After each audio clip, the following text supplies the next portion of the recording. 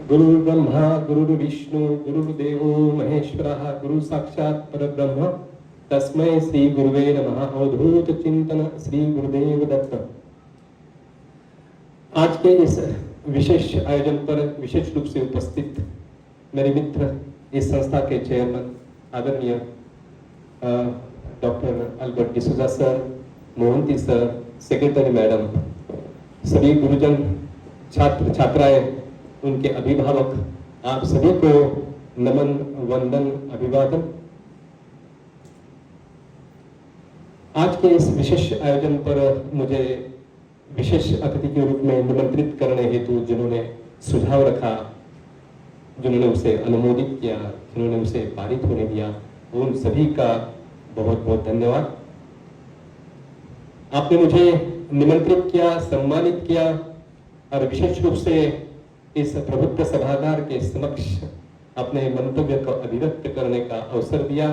आयोजकों का हृदय के असीम धरातल से बहुत बहुत धन्यवाद। आयोजकों ने मुझे 30 मिनटों का समय दिया है। मैं अपनी बात 30 मिनटों में समाप्त करूंगा।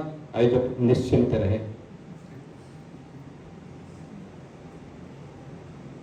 आज का जो विशेष कार्यक्रम है इंडक्शन ऑफ स्टूडेंट्स पीजीटीएम, इसके मायने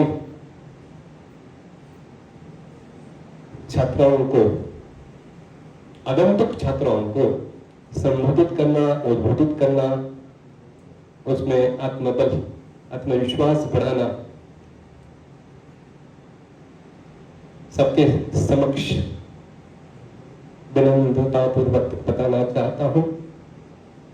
जिस विषय पर मैं अपनी बात आपके समक्ष रखने जा रहा हूं, इस विषय की मैंने कोई भी औपचारिक शिक्षा प्राप्त की नहीं है। मैं कोई अर्थशास्त्री भी नहीं हूं, ना कि मैं ये दावा है कि मैं एक प्रसिद्ध, सफल, समृद्ध उद्योजक हूं। मैं इस प्रतिभा एवं प्रतिमा का धनी भी नहीं हूं कि मैं इस प्रबुद्ध सभागार को संबोधित कर सकूं। I am a life time student of my profession. इस वाक्य पर, इस विचार पर मेरा दृढ़ विश्वास है।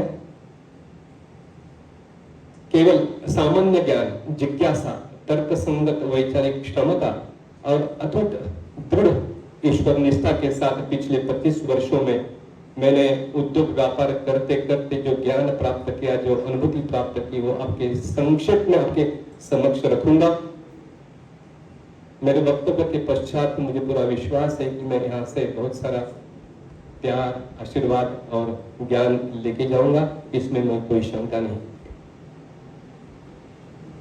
यहाँ पर आने पर यह भव्यतम स्कूल, भव्यतम कॉलेज और मेधावी छात्रों को देखकर मुझे मेरा बचपन, मेरा शारीरिक जीवन याद आया। मैं अपनी बात 3 स्तर में, 3 चरणों में रखूंगा। मेरा एंटरप्रेन्योर जर्नी एक 10 मिनट में, 10 मिनट में भारतवर्ष की आज की आर्थिक स्थिति, और अंतिम चरण में जो मैनेजमेंट के छात्र है उनके प्रबोधन करने की कोशिश करूंगा, चेष्टा करूंगा।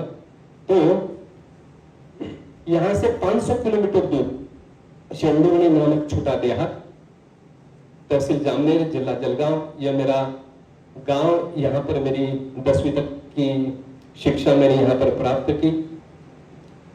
उन दिनों का देहाती जीवन का आपको एक कल्पना आने के लिए मैं संक्षिप्त में बताना चाहूंगा।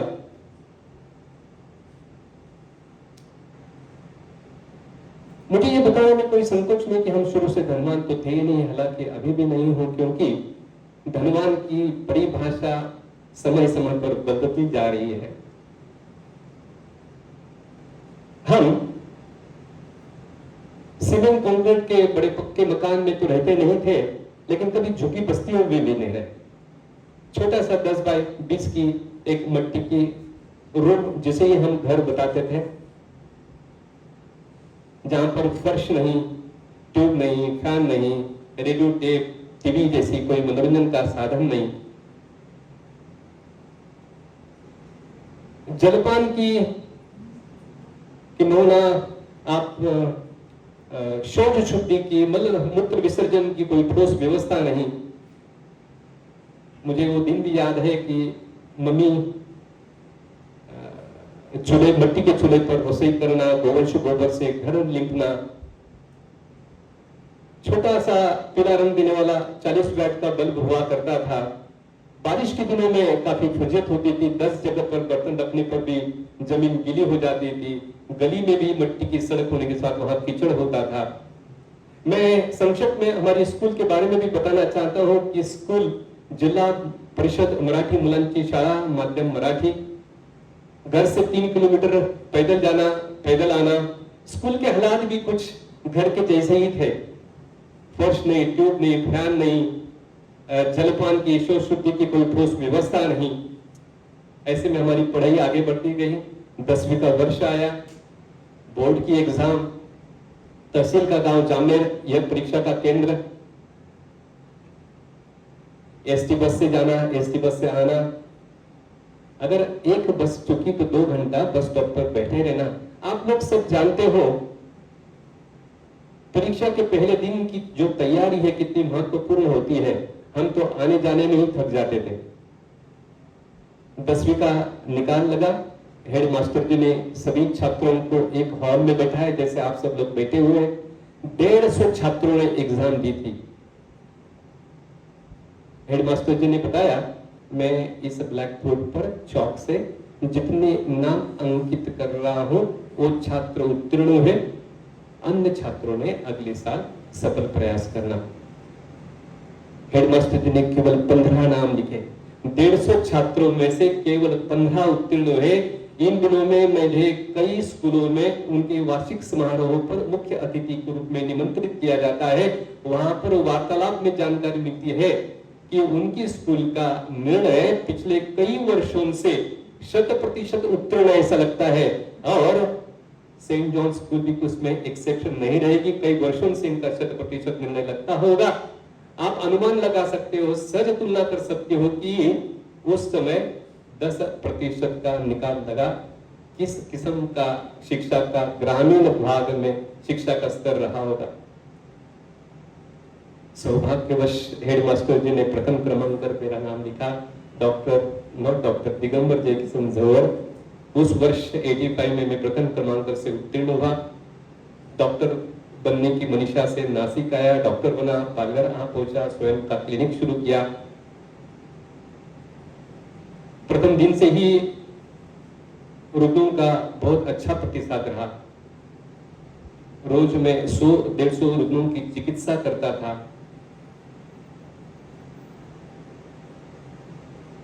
आमदनी बढ़ी, उत्साह बढ़ा, आत्मविश्वास बढ़ा, और इसने मुझे प्रेरित किया कि कुछ मुझे और अर्थार्जन के स्रोत निर्माण करना चाहिए। गांव से सभी परिवार को, परिजनों को यहाँ पर निमंत्रित के यहाँ पर बुलाया।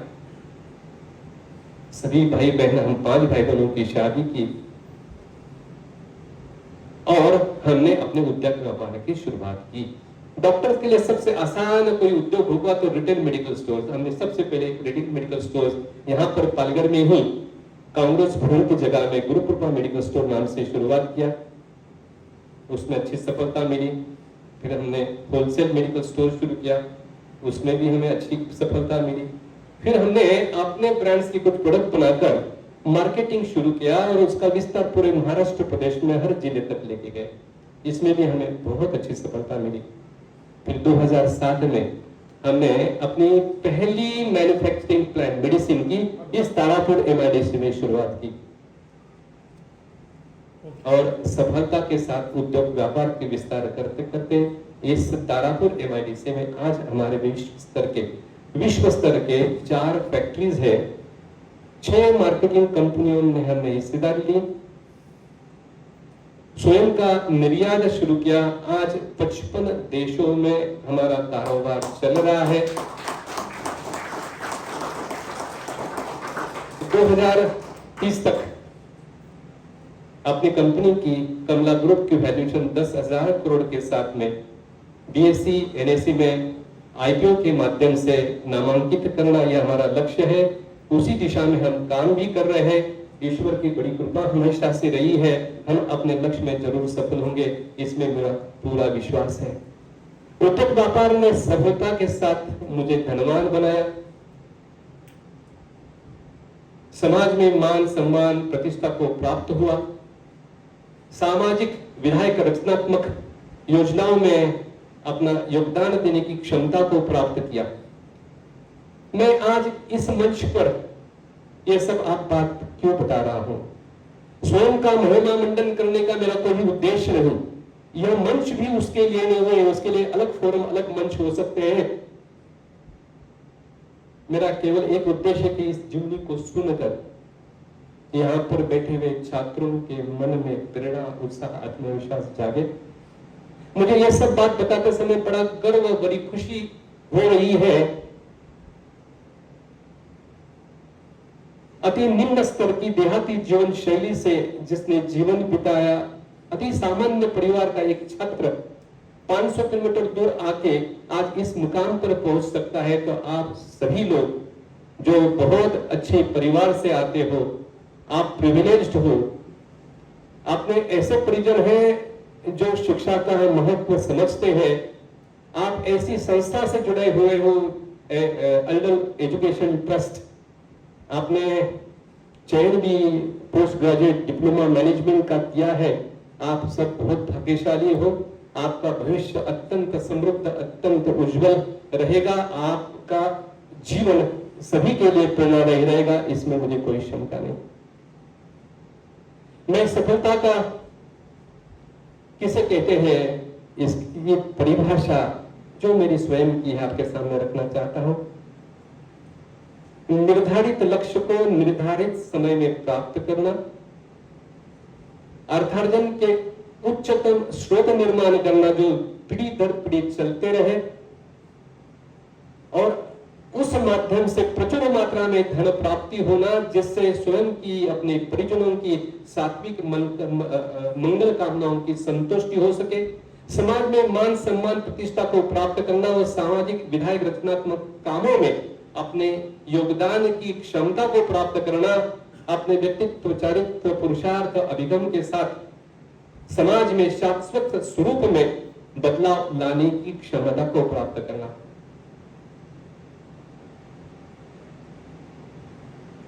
जो सफलता का मंत्र क्या हो सकता है, इसके बारे में मैं अपने विचार आपके सामने रखना चाहता हूं।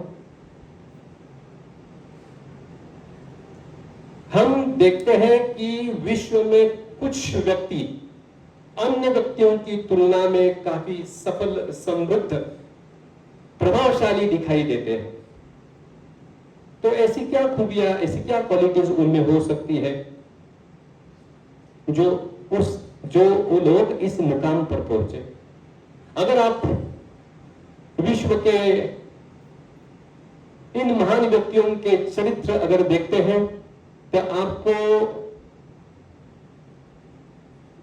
कुछ बातें ध्यान में आएगी कि इनमें कुछ क्वालिटी कॉमन है, समान है।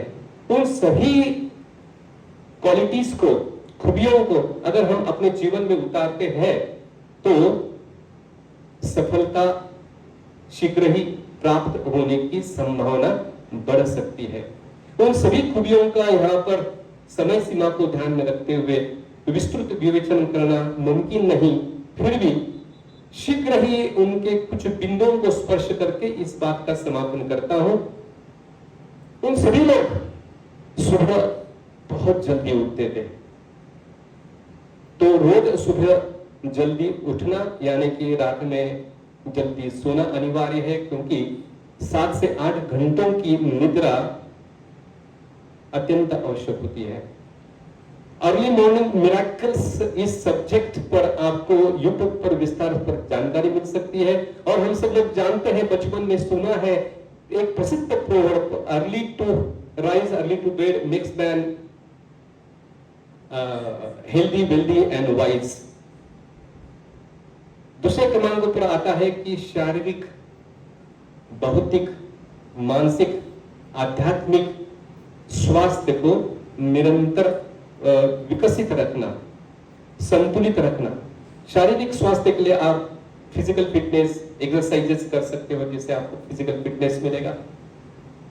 बौद्धिक स्वास्थ्य के लिए आपको कई किताबें पढ़नी, फिक्शन मनोरंजन की किताबें पढ़ना मतलब वक्त जाया करना।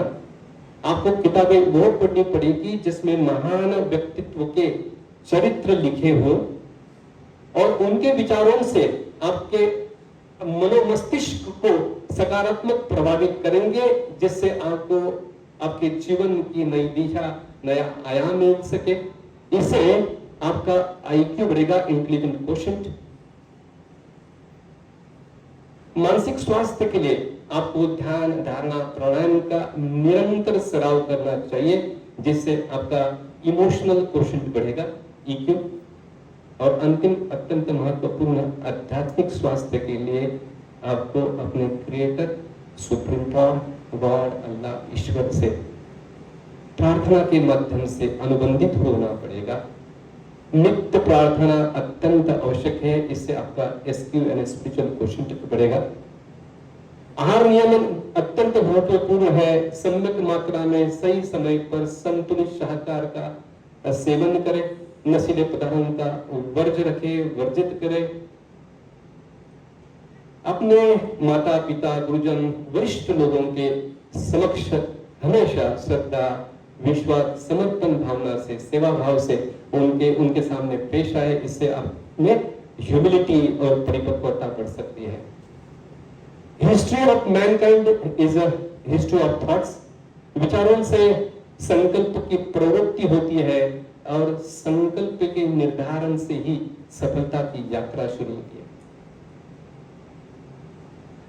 आपके अंतर्मन में आपने जो सोचा है, जो ध्येय रखा है, उसको निरंतर अपने मनोमस्तिष्क में रखने से अपने अंतर्मन में उसकी प्रतिमा अंकित होती है। Strong desire to become rich and famous. Strong desire gets converted into deep-rooted thoughts. These thoughts get reflected in your action. Action makes your habits. Then habits gives you nature. Then it becomes your character, and this brings you to attitude. And this particular attitude takes you to your desired destiny. तो आपको इस प्रकार से अगर हम आहार नियमन करते हैं और अपने विचारों से संकल्प तैयार करते हैं, तो हमें निश्चित ही सफलता मिल सकती है। Please believe in law of attraction. I personally believe and I practice it. Please believe in power of subconscious mind. Please believe in science of affirmation. Please believe in ultimate power, supreme power, God. Please take out a quality time for daily prayers. It's very important. मैं निरंतर प्रतिदिन 2 घंटा ईश्वर की आराधना करता हूँ। आप please believe truly in your bad times. It truly helps. It boosts your moral confidence and feel like secured. यहाँ पर एक शेर सटीक बैठेगा, फानुस बन के हिफाजत जिसकी हवा खुद करे, वो शमा क्या भिजेगी जिसे रोशन खुदा करे। Remember always, you born poor is not your fault, but if you die poor is definitely your fault. Remember always, thinking low, aiming low, dreaming low is a crime. So dream big. HDFC Bank Executive Chairman Deepak Ji Parekh says, he gives an example of T20 cricket match and says, 20 overs, 120 balls, set your target to hit 720 runs. That means each ball 6 runs. So set your target, highest of highest target, considering your capabilities, probabilities, of course, available resources. Chalk out your roadmap with the help of mentors and put your intense hard work, smart work. I personally feel that you will 100% succeed. सफलता प्राप्त होने पर अपने मनोमस्तिष्क को इस तरह से तैयार करें, अपनी मनोधारणा ये तैयार करें कि इसका श्रेय कदापि पुरुषार्थ को ना दे, इसे ईश्वर को समर्पित करे और ये निरंतर ध्यान में रखे कि अपने सफलता में अनेक अनेक महानुभावों का प्रत्यक्ष अप्रत्यक्ष योगदान होता है। प्राप्त धन या प्राप्त सफलता को प्राप्त धन का निवेश विनियोग इस तरह करें कि हम लोग उसके विश्वस्त हैं, ना कि उसके स्वयं के उपभोग के लिए उपयोग करें।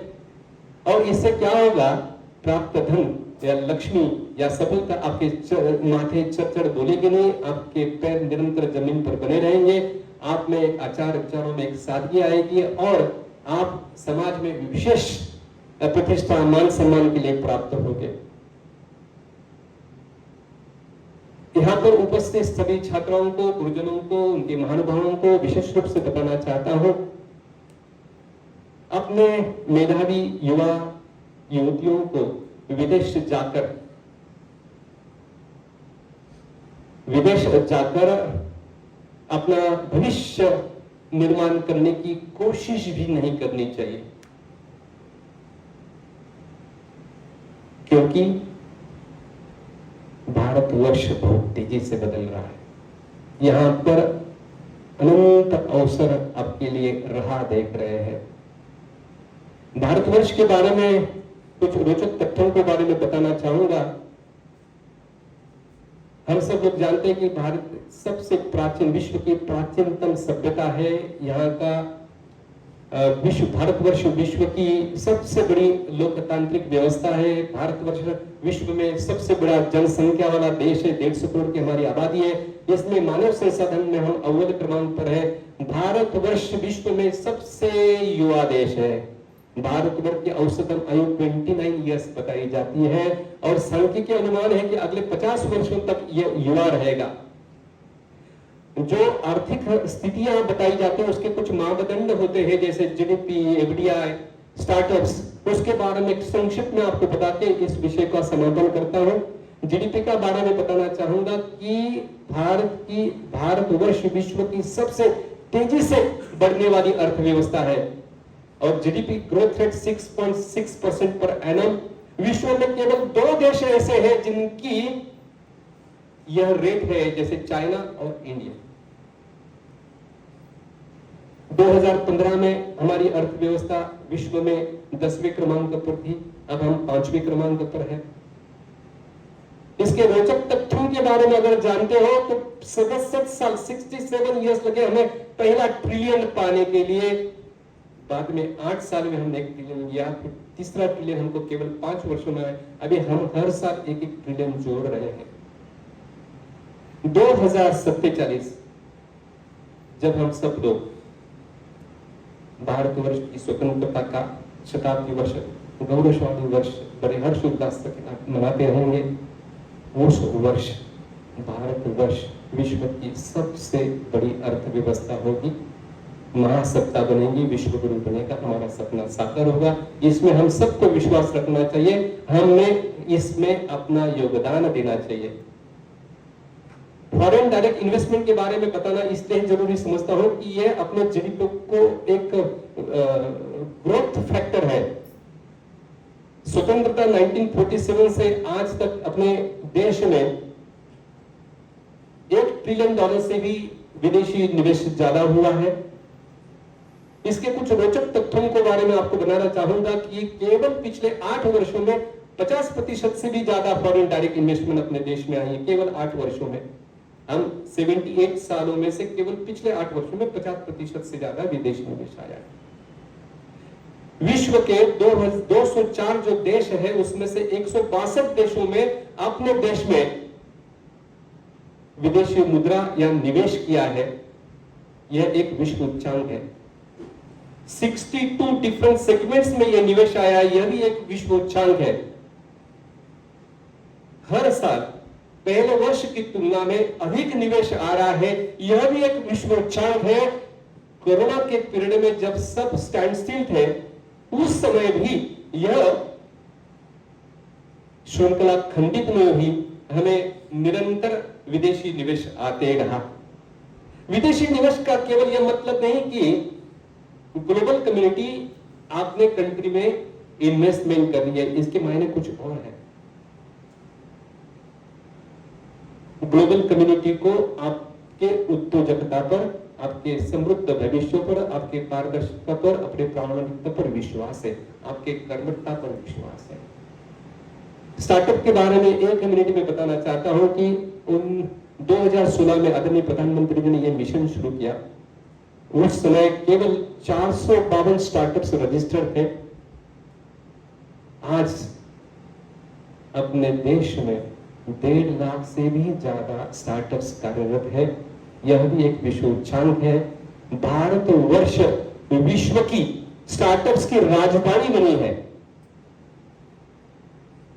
पूरे विश्व में भारत के स्टार्टअप की चर्चा होती है और इन्हीं स्टार्टअप में से कई कंपनियां यूनिकॉर्न बन रही है और इसकी गति आप सुनोगे तो रोमांचित होगे। हर 15 दिन में एक स्टार्टअप यूनिकॉर्न बनते जा रहा है। आप just imagine the scale and pace of our economy. And मुझे पूरा विश्वास है कि यहां पर बैठे हुए सभी को ये बात सुनकर अपने भारतीयता पर गर्व महसूस होगा।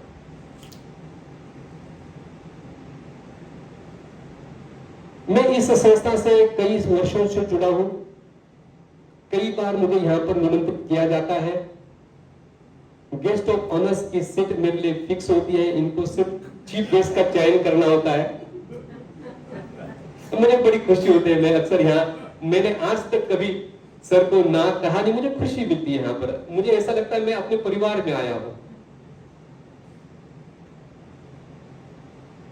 इस संस्था के कुछ तथ्यों को आपके सामने रखना प्रासंगिक समझता हूं। सेंट जॉन कॉलेज 2008 में स्थापित हुआ। संस्था स्थापना के साथ ही उत्कृष्टता का परचम इन्होंने लहराया। आदरणीय आदरणीय अल्बर्ट डिसूजा सर, चेयरमैन, संस्थापक चेयरमैन, इनके अथक परिश्रम, समर्पण, दूरदर्शिता का यह प्रत्यक्ष परिचय है। इनका बृहद वाक्य है, सेवा के लिए शिक्षित करना। मैंने हिंदी में कन्वर्ट किया, सेवा के लिए शिक्षित करना और शिक्षा के लिए सेवा करना। अल्बर्ट डिसूजा सर को मैं बहुत करीब से जानता हूं। इनके हमने घर गृहस्थी चलाने के लिए अनेक अर्थार्जन के स्रोत हैं।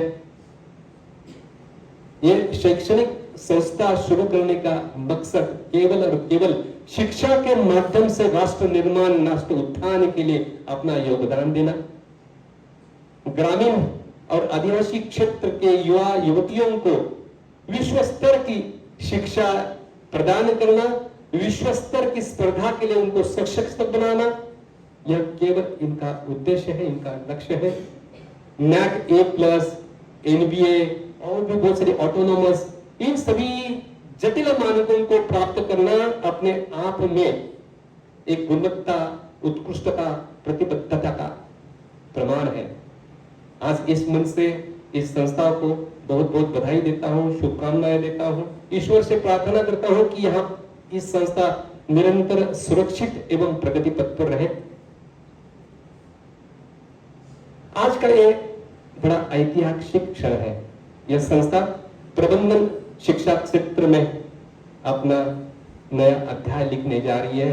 मैं स्वयं को बहुत सौभाग्यशाली समझता हूं कि मुझे आपने निमंत्रित किया और मैं आज आपके बीच उपस्थित हूं और इस ऐतिहासिक पलों का साक्षी बन सका।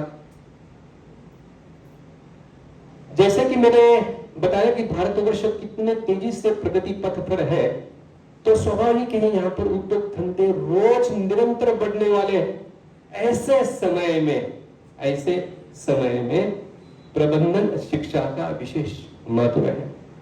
विद्यार्थियों को बताना चाहता हूं, आप जितने उच्च विद्या विभूषित होंगे उतना ही आपका एंट्री पॉइंट और एंट्री बैरियर, एंट्री पॉइंट में जिस संस्था में आपको जाना है वहां का एंट्री पॉइंट आसान होते जाएगा, उच्चतम होते जाएगा। और एंट्री बैरियर आपके लिए निम्नतम होगा। आपको आसानी होगी कि साथ में आपको विश्व के अनेक उद्योग व्यापारों के द्वार सहजता से खुलेंगे, उसमें आपको काफी मदद मिलेगी। प्रबंधन शिक्षा केवल एक डिग्री, एक पदवी नहीं है, ये एक ऐसी नींव है जिस पर आप आपके भविष्य का, सपनों का भविष्य बना सके। तो सभी छात्रों को हृदय से बहुत बहुत शुभकामनाएं देता हूं और अभिनंदन करता हूं कि यह संस्थान का एवं इस शिक्षा क्षेत्र का आपने चयन किया। अंत में कृतज्ञता व्यक्त करना चाहूंगा मेरे व्यक्तित्व, मेरे चारित्र, मेरे वक्तृत्व, मेरे नेतृत्व, मेरे कर्तृत्व और दातृत्व को जिन्होंने नई दिशा दी, नया आयाम दिया, उन सभी विभूतियों के प्रति मैं आज इस मन से कृतज्ञता प्रकट करता हूं, उनको कोटि कोटि प्रणाम करता हूं। समापन में मंगल कामनाएं देना चाहूंगा कि आप दिन प्रतिदिन सफलता की नई ऊंचाई हासिल करें, स्वयं का नाम, परिवार का नाम, समाज का नाम, राष्ट्र का नाम रोशन करें, अपने पुरुषार्थ का ऐसा परिचय दे कि इतिहास भी अपने लिए एक पन्ना रिक्त रखे। उस पन्ने को हमने अपने चारित्र, व्यक्तित्व से रंगीन करना है। कबीरा कह गए, जब हम पैदा हुए हम जग हंसे हम रोए, ऐसी करुणी कर चलो हम हंसे जोग रोए। क्यों डरे जिंदगी से क्या होगा, कुछ न होगा तो तजुर्बा होगा। बड़ी शिद्दत से निभाओ अपना किरदार इस जिंदगी में यारो, पर्दा पड़ने पर भी तालियां बजती रहे। आपकी जोरदार तालियों के बीच मेरे अपनी वाणी को विराम देता हूं। फिर जरूर मिलेंगे किसी अन्य मंच, किसी अन्य विषय के साथ। तब तक के लिए खुश रहे, खुशियां बांटे। जय हिंद, जय भारत।